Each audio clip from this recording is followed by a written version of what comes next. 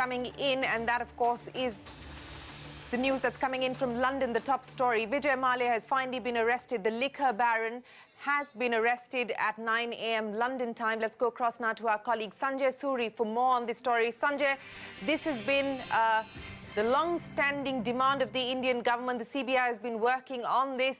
Take us through what has transpired this morning in London. Well, it has been a long-standing demand, and it's been several weeks now that the British government has indicated that they will accept the Indian government request and they will launch extradition proceedings against him. In the intervening time, following the announcement by the Indian government spokesman, the British government and the prosecution have been preparing their case. No doubt, Mallya and his team have been preparing that case. That case now will move to the Westminster Magistrates Court, which is the authorized court to handle extradition proceedings in the first instance. This is where the case will be argued on both sides in open court, and following any decision from this court, an appeal lies in the first instance to the High Court and finally also to the Supreme Court. So this will take some time.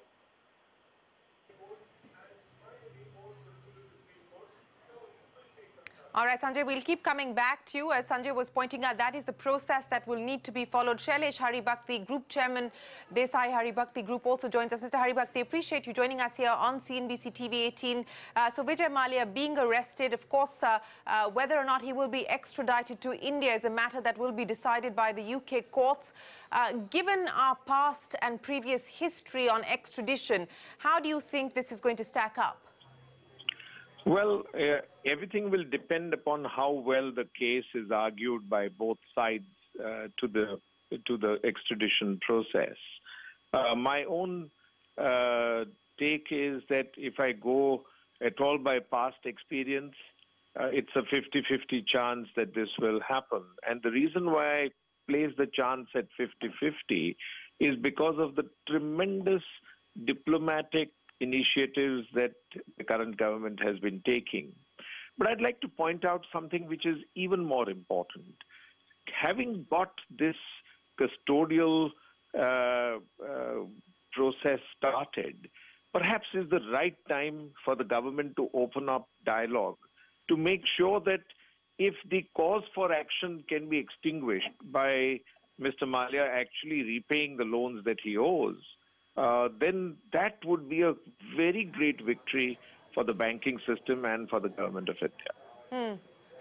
You make a valid point, sir. I'll request you to just hold on. We're also joined by Lord Meghnad Desai. Lord Desai, thanks very much for joining us here on CNBC TV 18. I wanted to get your first reaction. Comments here coming in from our other panelists suggesting that this is a diplomatic victory, a diplomatic win for the Indian government, having exerted immense amount of pressure on the UK authorities. Vijay Mallya's arrest, a big victory for the Indian government, Lord Desai?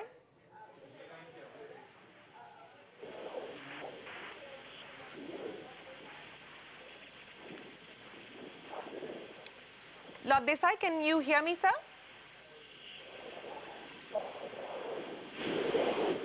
Like that. But I think this clarity. We'll try and reconnect with you, Lord Desai. We've got you on a patchy line. But Shailesh Haribhakti, you know, what you say makes sense. But, of course, the process of extradition is now going to have to play out in UK courts. And given the fact that we haven't had much luck in the past, as you pointed out, it still is a 50-50 chance. As our colleague Sanjay Suri was pointing out, this could be a long-drawn affair. And therefore, my thought goes out to the true purpose of why this whole process has been started, which is to recover the monies due. And by all accounts that we have seen in the press, Mr. Mallya is capable of the repayment, and therefore that is what should be insisted upon. The problem is that today nobody is willing to get involved in a negotiation of this kind. If that negotiation is opened up under the current circumstances, I think the chance of this closing in favor of the banking system of India is very high. And for the banking system, whatever money above 6,000 crores is recovered is going to be extremely useful from the point of view of reducing the stock of NPAs, which has grown to absolutely very alarming proportions. So that's a very practical view, Mr. Haribhakti, but we are here dealing with something political. Nobody has even shown the courage to take any loan haircut, and to take loan haircut on someone whom the media and the political class have branded as a convict even before he is tried is clearly not going to be politically that feasible. So if you can just explain to us first the legal process. After he's brought to court at Westminster tomorrow or whenever the hearing takes place, how long and what is the process? I mean, if the arguments will be made on both sides, and I think depending on the quantum of material that is presented by each of them, the whole process can go on for a few weeks. Post that, there are 2 further appeals which can be preferred before the various courts in England. And only after that would there be a decision at the diplomatic and political level to actually cause the extradition to happen, which is why this is a fairly long-winded process. And in the past, it has not succeeded in bringing too many people back to India. In fact, I don't remember anybody who's been brought back. Yes, we know that in the... If you can just hold on, sir. We also have with us Mr. D.R. Karthikeyan, the former director of the CBI with us. Mr. Karthikeyan, thanks very much for joining us. And you were listening in perhaps to what Shailesh Haribhakti was pointing out. The CBI, of course, has been working on this case, has been pushing for the extradition of Vijay Mallya. How confident do you feel at this point in time, given where things currently stand in this matter and the fact that an arrest has finally been made? I entirely agree with Mr. Shailesh Haribhakti, whom I hold with great regard for his knowledge and objectivity. But one thing is there. The very fact this fugitive from law has been arrested shows at least the credibility of the government. The allegations have always been that the government is not serious and collaborating and all that. So to that extent, government's credibility stands vindicated. Of course, arresting and getting him repatriated will take a long time. But the laws, what happens is always in favor of the powerful and the rich. If they engage the popular, cleverest lawyers, they can. So far, they have succeeded in beating the system. But the whole idea is that government, people should faith in the system should be restored, at least by bringing him back and let them negotiate. Let them negotiate, and maybe it's a settlement out of court, whatever it is. But the thing is, it should not allow that people can get away because they are politically influential or they are very rich or they have clout all over the world, That's the only thing. No, you're absolutely right, sir. In fact, if you can just hold on, Mr. Haribhakti and Mr. Karthikeyan, my colleague Bhupendra Chaubey now joins us with more information on this developing story. Bhupen, was this in a sense sealed during Finance Minister Arun Jaitley's visit to the UK earlier this year? That's what we're being told, Shireen, that the Finance Minister, when he had visited the UK for the Indo-UK summit just a few weeks back, he had personally reached out to the British Prime Minister and to the powers that be within the British political establishment, and he had conveyed to them the Indian government's great sense of unease at the fact that Vijay Mallya was not being allowed to come back to India. The fact that we had not managed to extradite him, the fact that there was this insulation which he had managed to create around him with legal help, Arun Jaitley was very, very clear that for Indo-UK relations to prosper, Vijay Mallya's extradition was very, very important. It's also a strange coincidence that on a day when Theresa May has decided to call for elections in the month of June, that very day, Vijay Mallya's arrest has also been declared by the British authorities. This was finally the consequence of many days of very painstaking, high-level diplomatic initiative which had been unleashed by India.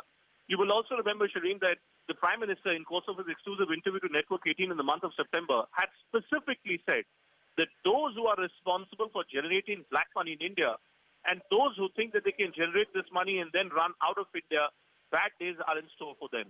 This is a big victory for Narendra Modi, a big victory for Arun Jaitley. Okay. Well, I take your point, Bhupen, but there are a couple of things before we jump to those conclusions. Vijay Mallya himself, a lot of investors on the street will tell you, probably ran down his investments in other companies like United Spirits and United Breweries, used their money in the form of intercorporate loans to help Kingfisher fly. At the moment, the Indian legal luminaries have not been, those who are, of course, arguing for the banks, have not quite been able to prove that he has siphoned off or misused money that was lent to Kingfisher. There is not enough evidence. In fact, I heard a lot of the lawyers accusing him of being a willful defaulter on a much more smaller ground. That is, he had given personal guarantee for the loans, and when you have given personal guarantee and not paid the loan, you can't have a flamboyant lifestyle. They had veered over to that argument of calling him a willful defaulter because they could not adduce enough proof of him having siphoning off even a little bit that is spoken of out of a 6,000 crore loan, with including interest is 9,000 crore. The siphoning charges are less than 200 crores, if any, that were brought to the table, not proved. So I'm not very sure that the Indian government as of now has a very, very bright chance. But of course, there may be arguments which we still don't know about. They are more pinning their hopes on the willful defaulter case, having given a personal guarantee, rather than on the siphoning case, on which so far not enough proof has been adduced. Well, my colleague Ritu Singh is waiting by with more details on the banking system and its exposure itself. Before I come to Ritu, just one question to Mr. Haribhakti on that point. Mr. Haribhakti, as a legal mind, you know what is publicly available in terms of information of Mr. Mallya, his assets, and the amount of money he must have blown up in Kingfisher. How would you rate the Indian government's chances of seeking an extradition? You know, politically, you can get him to the court, but to get the courts to give you a verdict of your choice is not a matter of an MEA relationship or a diplomatic victory. There only proof works. So my faith in the Indian government's ability to get the money that is owed to the banking system is extremely high. Okay. I think the chance of Vijay Mallya actually paying up whatever is the final settlement and whatever may be the process to actually determine how much should be paid by him, I think there I rate the chance of the financial system is very high. On the actual, and if that cause is satisfied, then there's no need to extradite him. He might come here in any case.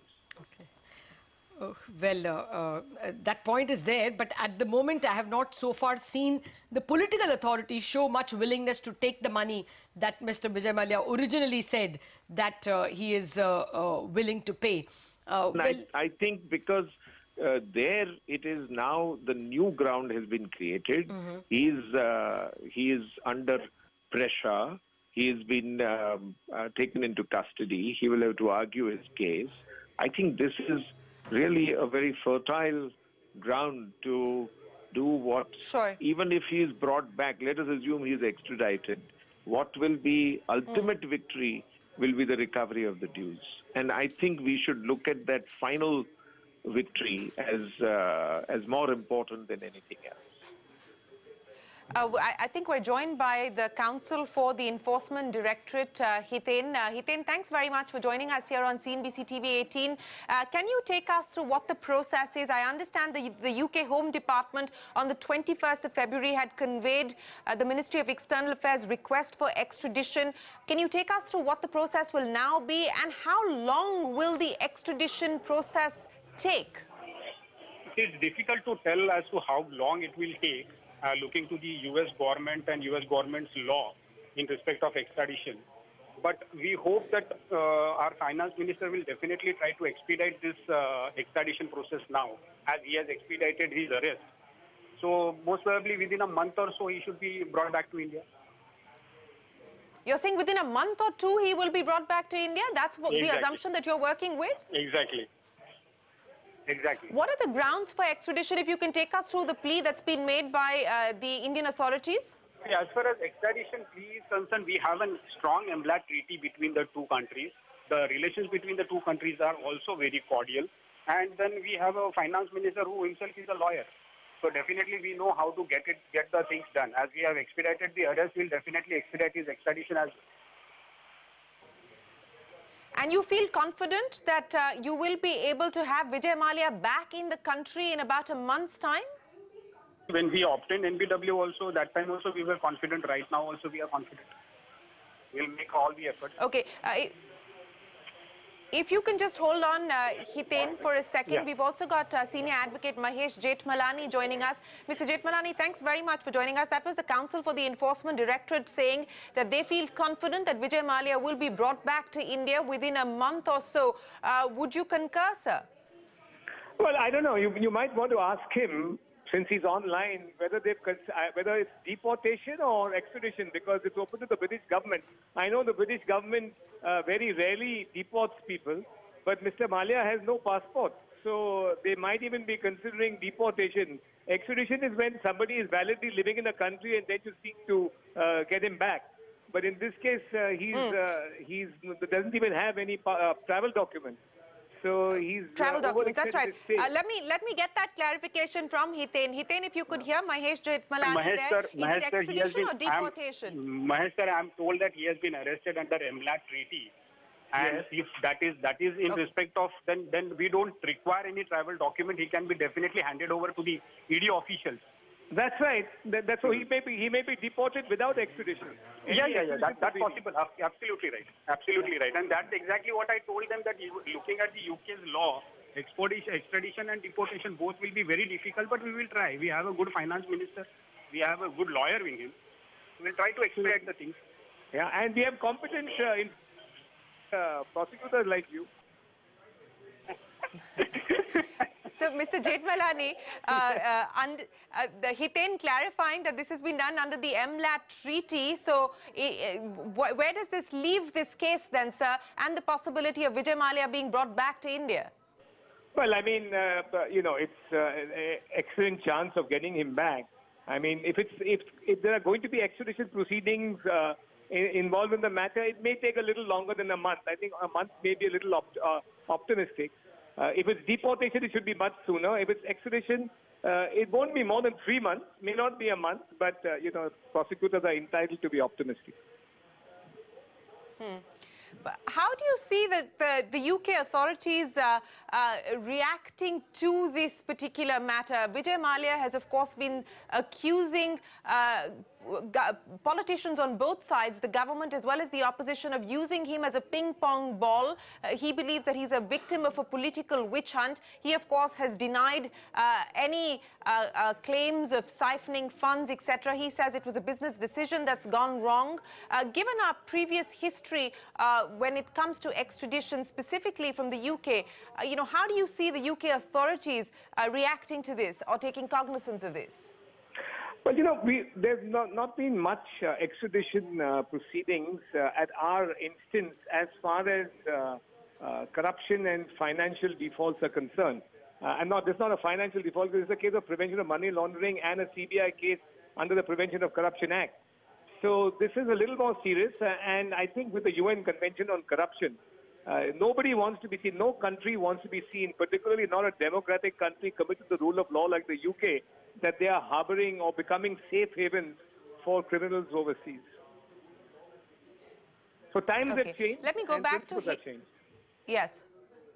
Times have changed and principles have changed. But Hiten, if I could go back to you now, and again, if you can throw some more color and light on the plea that the Indian authorities have put forward to the UK authorities. It obviously, I would imagine, goes beyond just talking about a loan default. It will talk about the possible siphoning of funds. Hello? Yes, Hiten. Hello? Sorry, I lost you in between. Yeah, I was just asking you about the plea that the Indian authorities have made. I would imagine that they've gone beyond accusing Vijay Mallya of merely defaulting on a loan. It probably rests its case on the fact that there has been siphoning of money. There has been. Of course, there are allegations of siphoning of money which has been used for some other purpose for which it was actually obtained for, other than the purpose for what it was obtained for. And all these pleas will be definitely raised. And then, see, as far as the convention treaty goes, We seem to have lost that line with Hiten. We'll reconnect. But Mahesh Chetmalani, this is what I'm given to understand, that the CBI charge sheet doesn't speak of loan default, but speaks of criminal charges, alleges cheating and conspiracy in the grant to loans by IDBI to Kingfisher in 2009. It also alleges that Vijay Mallya laundered a large chunk of these loans abroad for his personal use. It does not speak of loan default, is my understanding of the CBI charge sheet. If it was a simple case of loan default, it would not be a criminal case in the first place. It would be a purely civil issue and a recovery of money. This is a criminal case, and it's a serious criminal case because, as you pointed out, it's an allegation by the CBI of prevention of corruption by IDBI officials, the beneficiary of which was Vijay Mallya, and then laundering by Vijay Mallya of those funds received illegally or corruptly by him. And that's the ED angle of prevention of money laundering.